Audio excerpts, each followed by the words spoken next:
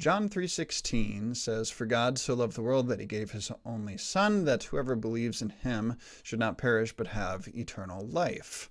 I was thinking about this. I was told as a kid that this is the gospel in a nutshell. And I remember thinking, even as a 5, 6-year-old, why do we need, I don't see anything about nuts in John 3:16. And so that's just the intelligence level that we're still working with, is what I'm trying to say. And so even though I like manuscripts, hopefully if I can do this stuff, maybe there's some people out there as well who are on my level. And so I want to take you now to some claims that I've heard a lot. And some people will say, well, the church decided on what was the Bible and what wasn't the Bible at the Council of Nicaea.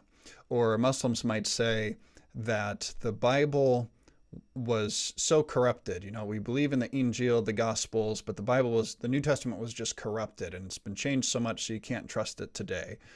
And you have just the regular claim. I've heard this from atheists and agnostics. You guys have so many Bible versions. How can you trust any of them? And so I want to take us to, I don't know, let's say the most famous Bible passage, the gospel in a nutshell, which now I know what a nutshell means because I understand English colloquialisms. And I didn't know what that word meant when I was 5 either. But I'm glad you're here with me for the journey, because we are going to talk about this. I set off to hand copy every instance I could find of John 3:16. And about 15 copies in, I thought, you know what, this is really labor intensive. So how about I go with like 1 copy per century or so? And I also hand copied these. I apologize for that. I wish I could just snip for you, but some of these images are protected by copyright. I called up the Center for the Study of New Testament Manuscripts in Dallas, down there at Dallas Theological Seminary, Daniel Wallace, all those guys. And they said, you can't just take pictures and use them like that. You would need special permission for each YouTube video you made. But you can hand copy any manuscript. People can't, have problems with you for doing that. And I thought, this is what I'm going to do. I'm going to hand copy. Besides, that helps me with my Greek and stuff anyway. So let's get into it. We'll start here with the 3rd century with P75, and I'm just going to very quickly translate this one for you so that you can see. This is a word in this way, or so very much, it might be translated like King James has, "For God so loved the world." And so does "so" mean in that way, or does "so" mean intensity? That's up for debate in English translation. What we have the same in Greek is this word right here, hutos. Hutos. This is the word for in this way, or for so. He loved God, or the God.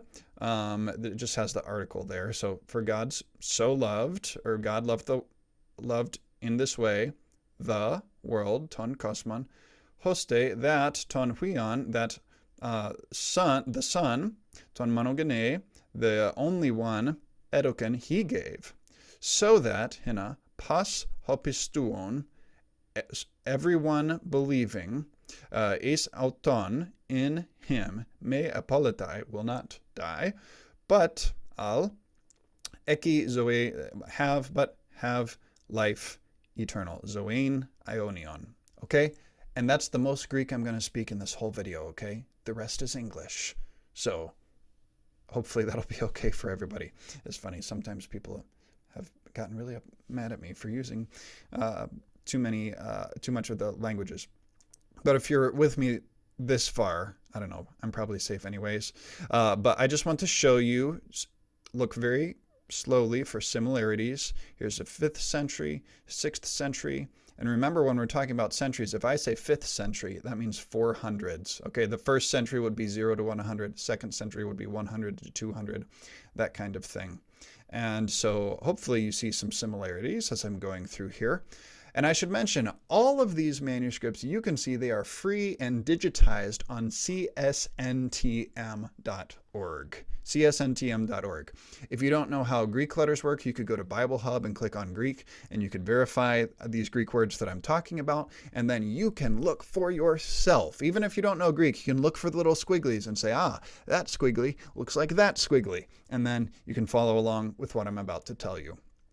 I also want to mention, we have 2nd century manuscripts. 2nd century. Do you realize how astounding that is? So we have second century manuscripts of the Gospels. They are older, they're faded. So this piece would be very small, but this is P90 from the second century. And it has the word for king and king of the Jews. And the previous and preceding words here from John 18:39 are exactly where you would expect them. And it's on a piece of papyrus. And so if you flip it around, on the other side, you see 19:3, and you have the starting word pros there up here at the top, pros.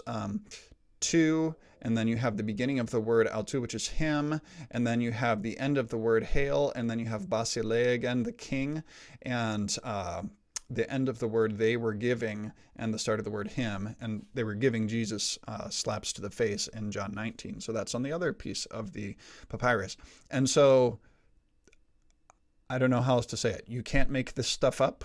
I don't know, it's digitized now. So this is now more than hearsay. So whatever you do with the Bible, with God, your faith, you have to deal with the fact that these manuscripts are in existence and they agree pretty stinking well.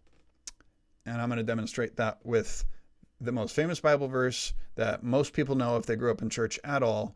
And you would think this would be something that, cynics of the faith would really want to mess with if they were trying to, overthrow Jesus and Christianity and all this. You'd think they want to mess with this. Well, here's the word for hutos.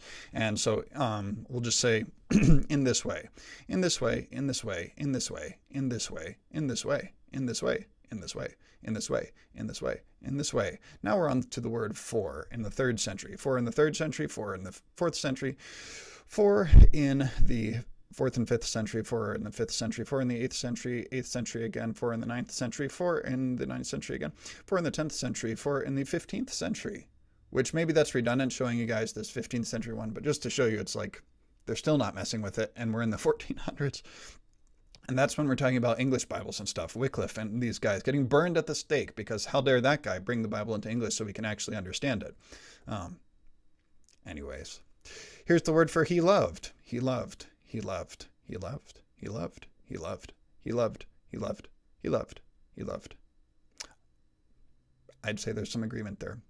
Theos. Neat thing about theos, I mentioned this in a previous post. Typically, I have the word the, and then what typically would be spelled, the word for God, theta, epsilon, omicron, sigma, theos. But because this is referring to God, we have theta and the sigma with a line over it because we're talking about God and they're showing reverence. People speculate maybe this is how the Jews were talking about Yahweh and so forth. Here's theos again. Theos shortened again. Theos shortened again. Theos shortened again. Theos shortened again. Theos shortened again. Hatheos shortened again. Hatheos. And again, I'm going Hatheos. Good. God. We would just say God, but technically, if you wanted to be hyper literal, we'd say the God. Now on to the world. We have the world in the 3rd century.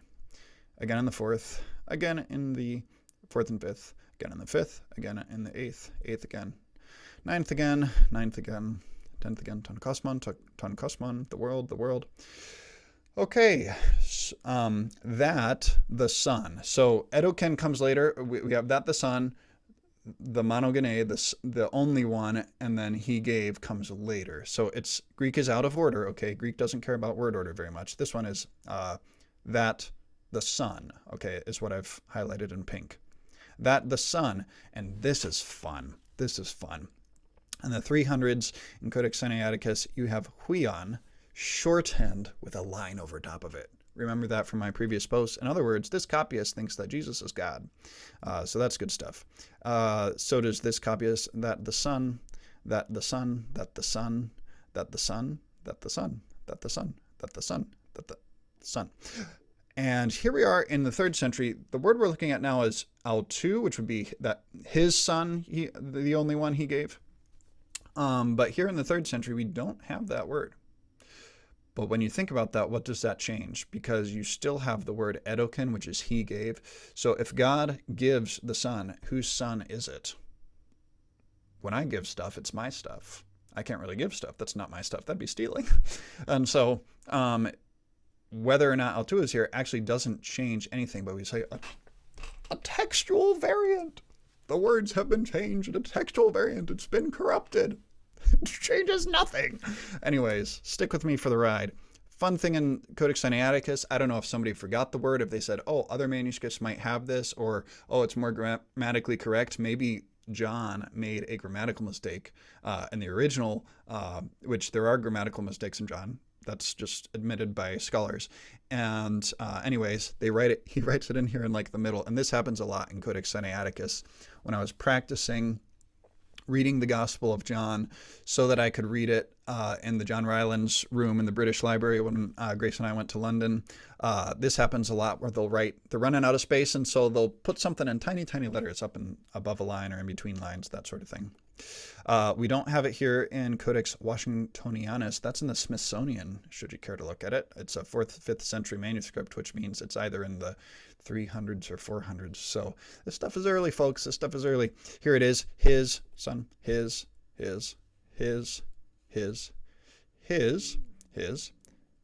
Okay, on to ton monogenes.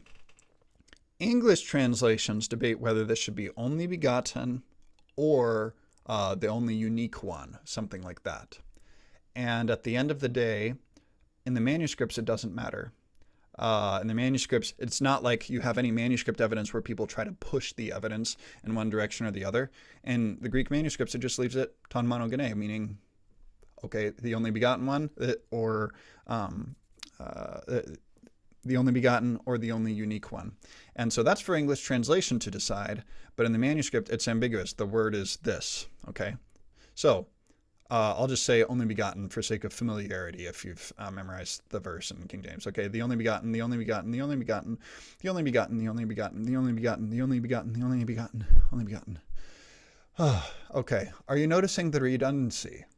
That I feel like I've already made my point, but this is fun, so let's keep going. He gave, oh, I got to talk about this one. If you go look at the Codex Sinaiticus manuscript on csntm.org, Center for the Study of New Testament Manuscripts, csntm.org, as my Spanish friends would say.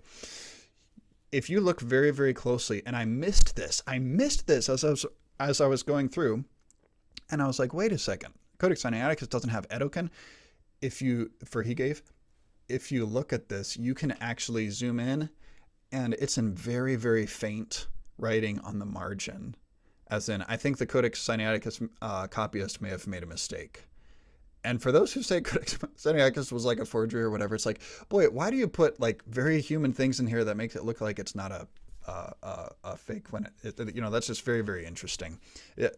Regardless of to say how expensive it would have been to put Codex Sinaiticus together, and just so it's in the margin. And so I believe edoken here is original.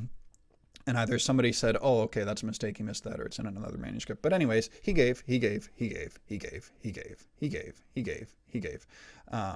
And come to think of it, it wouldn't change much even if this word wasn't there, because you would still be talking about the only Son, that whoever believes in him, and God loving the world. And so you're talking about Jesus being God, Jesus coming to the world so that whoever believes in him can have eternal life. So what has changed? Well, there's a variant. Okay. He gave. Okay, so that everyone believing. Hina pas piston. I said I wouldn't speak Greek anymore. Back to the English. So that everyone believing, so that everyone believing, so that everyone believing, so that everyone believing, so that everyone believing, so that everyone believing, so that everyone believing, so that everyone believing, so that everyone believing. In him, in him, in him, in him, in him. This was interesting. Was it spelled differently here, or is it just really hard to read? Also, in Greek, they fancied occasionally alternate spellings to show that they were smart, kind of like English in the 1400s. It used to be you got extra credit for spelling the word wrong, and now if you don't know how to spell it the way that it's recognized on the internet that people spell it, you're stupid. And so that's sad. I prefer people thinking I'm smart when I misspell words. But it was popular in Greek too to do that. In him, in him, in him, in him, in him, in him. And okay, here we go. On to the 3rd century, will not die or will not perish. So we'll just go here. I'll just say should not die for translation purposes. Should not die, should not die, should not die, should not die, should not die, should not die, should not die, should not die, should not die, should not die. But have. Now this is a fun one. Notice here, the way that you spell this word for but is typically like A-L-L-A, but Allah for the word for but, before but have, is you just have that extra A there, and so people talking so fast, the A would just drop off. And so many times, even in the spelling, they'll just spell this word. And so this is, again, is a spelling difference, and you have a letter missing. See, it's missing. But in here, in Codex Washingtonianus, it is there. But in other manuscripts, they just say, you know, we don't have to put it there. But have. Okay, and the last little bit here, life eternal. Life eternal. Life eternal. Life eternal.